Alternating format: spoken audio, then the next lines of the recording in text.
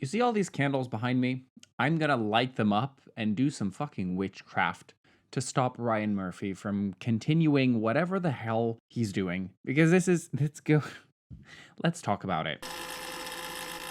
Ryan Murphy's a little and this is coming from someone who is actually a fan of Ryan Murphy's shows, sort of. I watched Glee from beginning to end. Yes, I was one of the 5 people every week tuned in.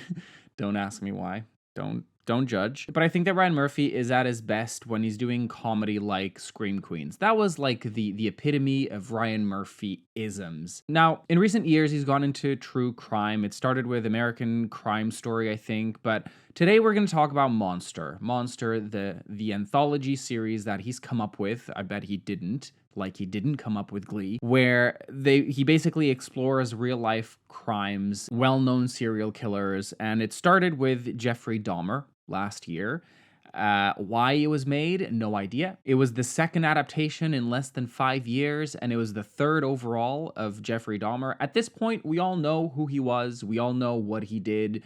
So why are we recycling the story and continuing to give Jeffrey Dahmer a voice? You know what I mean? I'm getting sidetracked here. Let's talk about Monsters, the Lyle and Erik Menendez story, because this pissing me off. For some reason, I can't get rid of Ryan Murphy on my timeline, and every time he speaks about the show, he just makes it worse. Now, for those of you who don't know, Lyle and Erik Menendez are 2 brothers who in 1989 murdered their parents, Jose and Kitty Menendez. And in 1996, they were convicted for the murders of their parents, sentenced to life in jail without possibility of parole. They're still in prison at the moment, very much alive. And the case was highly publicized at the time because their parents were really rich, and the brothers were accused of murdering their parents because they were set to inherit a lot of money. However, when they were first tried, they revealed that their father was actually a sexual abuser, a pedophile who had been abusing them their entire lives. And at that time, they feared their father would kill them to keep the sexual abuse a secret. The first trial ended up in a mistrial, a deadlock between judges. They were tried separately, which resulted in a retrial of the 2 together. But on the second trial, for some reason, they were not allowed to use the sexual abuse as a defense. I don't know how the justice system works specifically. I'm not a lawyer, but there's something very insidious about being tried for a crime and not being able to use the truth to defend yourself. And that resulted in them being convicted to life in prison with no possibility of parole. In comes Ryan Murphy and his little company, and they announce an adaptation, a dramatization of this story in the form of Monsters, the Lyle and Erik Menendez story, which is the second season of the anthology Monster. In a vacuum, isolated from context, the series is good. There's something that Ryan Murphy has a talent for, I think, or at least the projects he's involved in, which is to create really good performances from their actors. We've seen that all of his series historically have been nominated for a lot of acting awards, and this one is not going to be any different, I think. Cooper Coach specifically, he does a great job as Erik, and I think that he's going to swipe the awards next year. And if we ignore the context around it, the series itself isn't bad. I mean, there are some issues with runtime and inconsistent tone and whatever, but we're not here to talk about the actual quality of it. We're talking about the need for it, because there's no need to do this when in a few days, depending on when I post this, Netflix is releasing a documentary about the brothers, a real-life documentary that I think is going to include testimonials of the brothers and of family members, and is going to retell the story as it actually happened using key witnesses and actual evidence that supports the story being told. The problem with these adaptations is that a lot of the time you have to take creative freedom to fill in the blanks that you don't necessarily know. There's no evidence to support every single detail that you have to tell in order to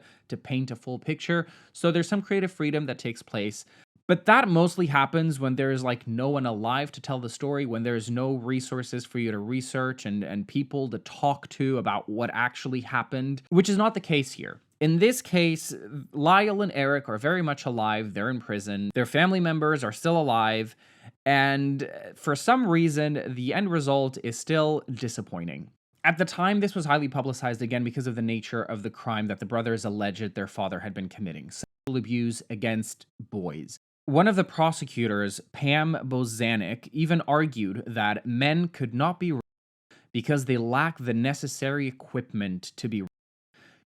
Let's remember that this was the 90s, and as sick and twisted as it sounds today, back then I guess this was the norm of society. You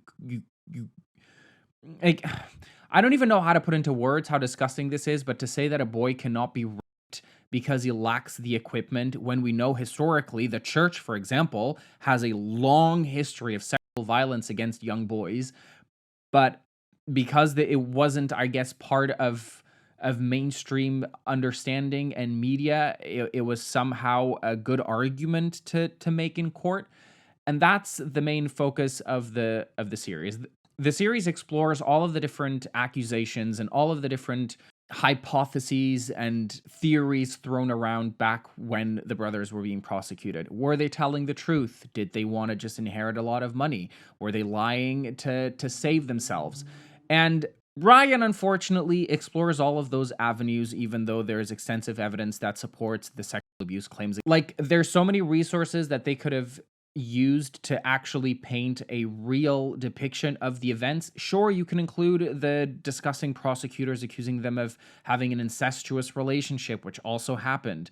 But you don't necessarily have to show everything. You don't have to dramatize the details. You don't have to show us the brothers having a shower scene together, washing each other's bodies, just to support the claim that this lawyer made one day, theorizing of what could have happened. Yes, that happens in the series. There's a scene which is shown as just a hypothetical. It's not shown as this is what happened, but what the lawyer is talking about. But the fact that Ryan Murphy goes out of his way to have these two actors in the shower and to show that visual to audiences is just further supporting these people that denied the claims of them being sexually abused because it didn't fit their narrative, because they just couldn't believe that boys could be.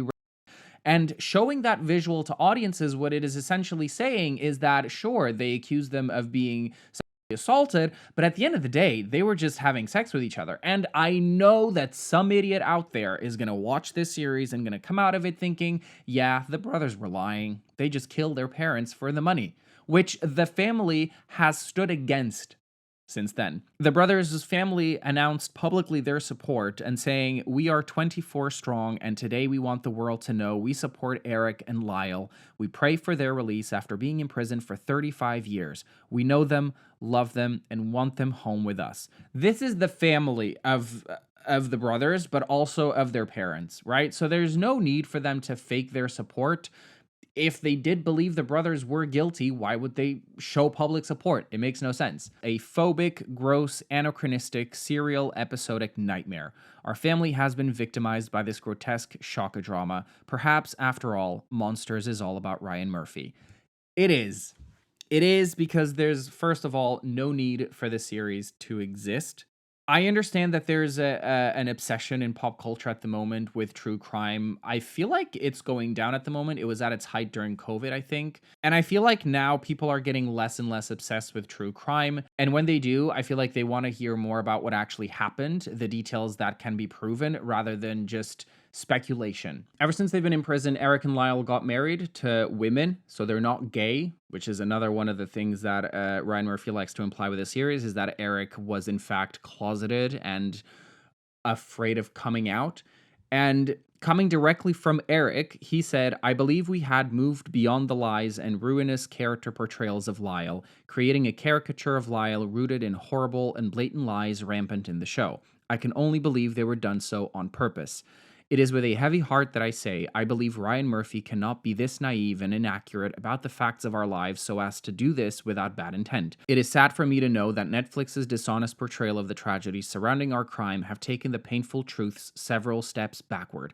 Because this is the thing with this portrayal, right? Is that, yes, you're trying to paint a realistic picture of what happened at the time, but you're also taking the avenue of depicting one of the brothers specifically as being this spoiled brat who only cares about the money almost. I've watched the series, and though they deal with the facts later on, the portrayal of one of the brothers is really, really gross. In fact, the opening scene of the series depicts these two brothers as these hot men who you're supposed to almost lust after. It fetishizes these real people that still exist to this day and paints them in a bad light, the same bad light that was used back then to prosecute them and send them to jail for the rest of their lives. Ryan Murphy, of course, he's known for being a literal child, a pedantic child, a child that cannot take any criticism. Need I remind you when he asked Kings of Leon to license their song for Glee, and they said no, and his response was to say, "F you, Kings of Leon." He went on this tangent on Twitter, and he had back and forth with the band, who turned out had never heard of Glee. They just didn't want their song to be used, which is fair enough. It's their art, it's their work. So for Ryan Murphy to throw a very public temper tantrum was very telling of the ego on this man. But Ryan Murphy had a little interview on a red carpet with E.T., and this is what he had to say. The Menendez brothers have been disappointed in the representation in Monsters, the series that's just been released on Netflix. Yeah, I think it's interesting that he's issued a statement without having seen the show. I know he hasn't seen the show in prison. I hope he does see the show. I think he sees the work that Cooper Koch did. Listen, I think it's really, really hard if it's your life to see your life up on screen. I think that it's been 30 years around since that case. I think that's hard. The thing that I find interesting that he doesn't mention in his quote, and that nobody from that side of the aisle is talking about, is if you watch the show, I would say 60 to 65% of our show in the scripts and in the film form center around the abuse and what they claim happened to them. And we do it very carefully. What they claim happened to them. This is even when he's talking about it, he's talking about it as if it's like these baseless claims, okay? You claimed this happened, and we talked about what you claimed happened. Just because the rest of the 35 to 40%, we focused on people calling you incestuous, gross human beings who just wanted the money of your parents, and that's why you killed them. It doesn't mean we're bad people. What is Ryan Murphy after? Is he after a trophy? Is he after a trophy because he dared to mention what actually happened to the brothers? Is he after a trophy for daring to even explore what they claimed happened? These are real people that are currently in jail serving a sentence for a trial where they weren't even allowed to use the truth to defend themselves. And Ryan Murphy is out here, looking for brownie points, like we're supposed to fawn over him and fall at his feet because he dared to speak accurately of what happened for 60 to 65% of our show. You should have done it for 100%, or you shouldn't have done it at all. Maybe do a real life documentary where you talk to the brothers in prison, where you use actual footage of the trial, which there's plenty of, at least the first trial, that you use to paint the full picture. Instead of using Nathan Lane saying gross things like it doesn't matter that you've been abused in the past, you should be trialed to the full extent of the law, all while reminiscing about how the brothers were actually each other and all they wanted was their parents' money. How sick and twisted is that? I'm really heated over this because this type of case, this type of sexual abuse is... There's something really sinister about Ryan Murphy and Netflix using real-life pain, documented pain, proven documented abuse to basically become richer, to fill their pockets, because we know this is going to be a huge hit on Netflix. I mean, just look at Jeffrey Dahmer. It became like the most watched show on the platform, despite direct criticism from families of the victims, which we'll get to in a second. But to say that he did 60 to 65%, he honored their alleged claims, is just a sick way of congratulating himself. Self-fellatio. That's what Ryan Murphy does. He loves to just wank it up in front of the cameras and be like, I'm a good guy because I told their story. They should be thankful. It's almost like he wants the brothers to be grateful to him, because Murphy shares that he believes Monsters is the best thing that has happened to the Menendez brothers in 30 years. They're now being talked about by millions of people all over the world. There's a documentary coming out in 2 weeks about them, also on Netflix. And I think the interesting thing about it is it's asking people to answer the questions. Should they get a new trial? Should they be let out of jail? What happens in our society? Should people be locked away for life? Is there no chance ever at rehabilitation? I'm interested in that, and a lot of people are talking about it. No, you're not interested in that. First of all, you're looking for people to basically thank you for bringing their case to the mainstream when the story was already being talked about plenty on TikTok. Sorry, there was a fucking mosquito. So this is Ryan Murphy. I just slapped Ryan Murphy in my head. Ryan Murphy has a long history of painting himself as this gay savior who's here to tell the stories of the LGBTQ plus community, all while serving the straight white man, the straight white society. And he builds these dramatics just to appeal to wider audiences and fill his pockets. His intention isn't to give the brothers airtime or to allow them to tell their story. Of the family's response, he said, "The family's response is predictable at best. I find it interesting because I would like specifics about what they think is shocking or not shocking. It's not like we're making any of this stuff up. It's all presented before. What we're doing is we're the first to present it in one contained ecosystem. What's grotesque about it? You're grotesque about it, Ryan. Tammy and the family, they've always done this, and they did this recently. They say lies after lies, but they don't say what the lies are. They don't back up anything." What is this man after? Is he after retrialing the brothers? Is he really after the truth? Or is he after the most shock value visuals and story that will sell the most, that will appeal to more people? That's what he's after. It's so disingenuous the way he presents this as the search for the truth. And then he says, "What the show is doing is presenting the points of view and theories from so many people who were involved in the case. So when people see that, that is somebody in our show having a narrative statement about this is what I believe really happened, and we had an obligation to show all of that."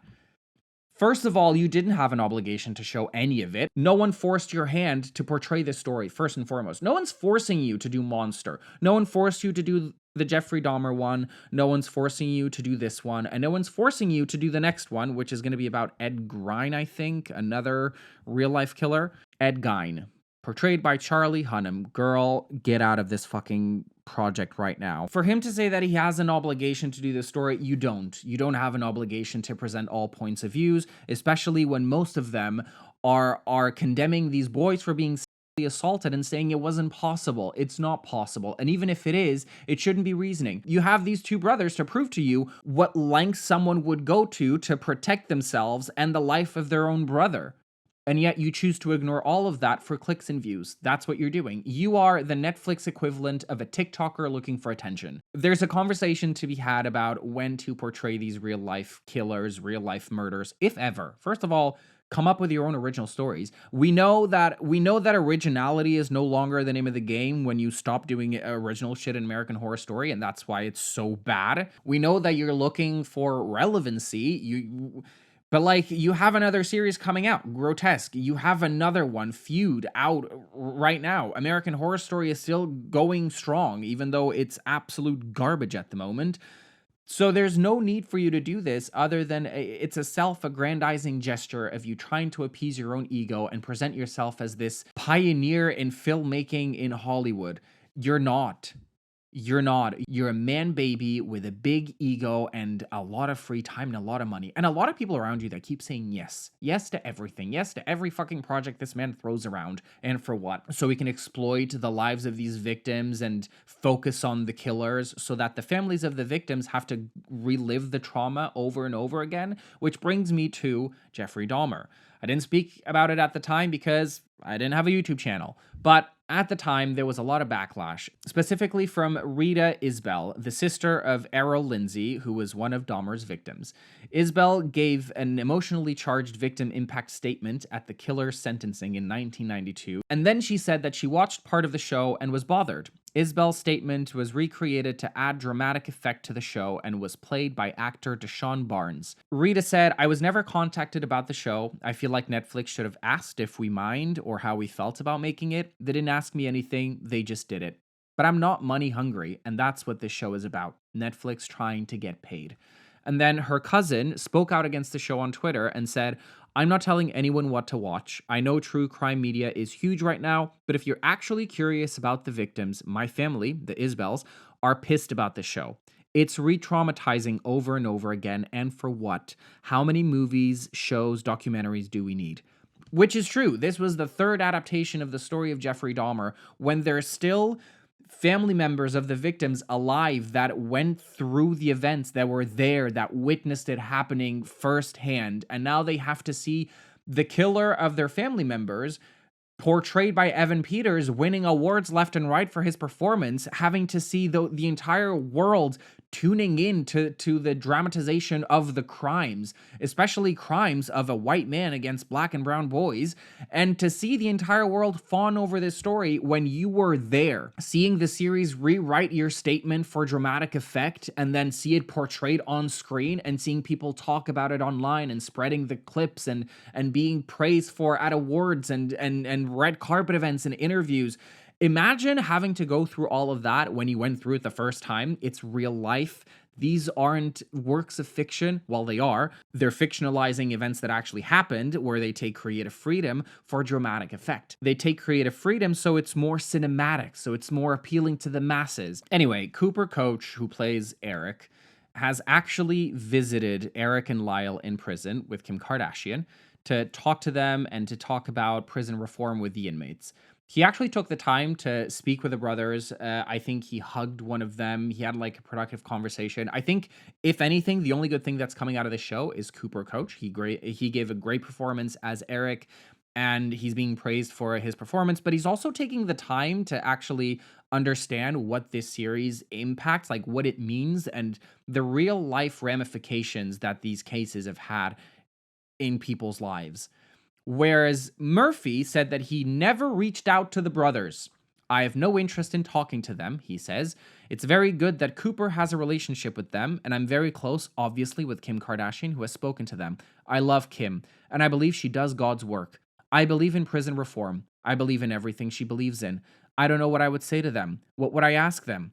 I know what their perspective is. So to add to all of this, he didn't even bother to speak to the brothers before or after the show. He never bothered to get in touch or speak to them. Maybe ask them for permission, ask them for their blessing, tell them in advance, look, this is what we're going to do, and this is how we're going to portray you. This is our intention. I hope you understand. Even if he's not there to ask for permission, it still makes him a horrible person, but at least he's there to give them a heads up and to prepare them for the trauma of having to see their personal lives exposed in a way that isn't faithful to the real life events. Instead, he didn't bother to talk to them at all. He didn't bother to talk to them when he was doing this extensive research on the case. He didn't bother to talk to them before the show aired or after it aired. He didn't bother to contact them after the backlash or the statement put up by the family or Erik. He simply didn't bother. Because that's what Ryan Murphy does. He exploits people's lives. He puts them on the big screen for people to scrutinize and to talk about for weeks and weeks on end, just to wash his hands of it and move on to the next project. Grotesquerie. Ryan Murphy also doesn't feel the need to become an advocate for Erik and Lyle. He says, I believe in justice, but I don't believe in being a part of that machine. That's not my job. My job as an artist was to tell a perspective in a particular story. I feel I've done that, but I wish them well. No. It's so annoying. He says he doesn't want any part of it, but he has no problem in exploiting the entire story in a series for Netflix for the entire world to see. You say that you don't want to become a part of the machine, yet you insert yourself in the machine quite literally, a machine that is still running at the moment because they're still trying to appeal their case. You insert yourself to portray them as however the hell you felt like doing after researching, and then you just want to wash your hands of it. Then why the hell did you do this series in the first place? Why the hell would you touch on real life stories of people that are still very much alive and still trying to appeal the case, if not to insert yourself in the fucking machine? Why would you want to touch on this subject and then not be a part of the change or not try to be an advocate for them? You researched this entire story, you made this entire series, you know what the brothers went through, you know how the country and the legal system treated them, you saw that there was proof of the sexual abuse, you saw that the mother kept pictures of the brothers naked for years in a dossier, pictures that the father took. You saw that there were two cousins that testified that the brothers were telling the truth because years and years before the crimes, the brothers had confided in these cousins of the sexual abuse. There was then evidence that their father had also sexually abused someone else from a band. You saw all of that and you thought, nah, I'm not going to become an advocate for them. Them. I'm just going to exploit their lives, make another hit series, win a bunch of awards, and move on to the next thing. It's so sick. It's sick. Ryan, like, Ryan Murphy. Like, him. This guy. But I guess he's too busy giving acting parts to people that have never acted a day in their lives, like Kim Kardashian and that Kelsey guy, because Ryan Murphy doesn't care about art, because if he did, he would actually make good art. Instead, he's making art that sensationalizes real life stories to make money. Anyway, Cooper Coach, you're an angel. He's actually trying to become an advocate for these brothers. He's met with them. He wants to change. He wants to advocate for prison reform. He's someone that took part in the art and then realized, wait a minute, maybe through art we can enact change, because that's the point of art, isn't it? Art is meant to cause reactions in other people. But if you're just going to make art for the pure shock value and the clicks and views, then you're not an artist. You're a you're a you're a. And that was it for Ryan Murphy. I didn't realize how angry I was until we started talking about it. But these aren't made up stories that Ryan Murphy came up with one day. These are real life people. And a lot of the times we focus on the wrong things. Like in Dahmer, we follow Jeffrey Dahmer the entire time. We know what he did. We know who he was. We've had adaptations before. What did Ryan Murphy want? A cookie for making it a better show than the other adaptations? Is that what you wanted? You wanted a cookie? You wanted some awards? You wanted to massage your ego? You wanted to perform a self-fellatio act in front of the entire world? Because that's what this is. This is self-aggrandizing, wanking yourself. And that was it for today. Thank you so much for tuning in, guys. If you like this video, feel free to leave it a like down below, subscribe to my channel, and click the bell notification so you never miss a future upload from me. And with that said, I'll see you guys next time. And until then, stay safe, stay sane, stay stupid, and stay stuttering. Bye, guys.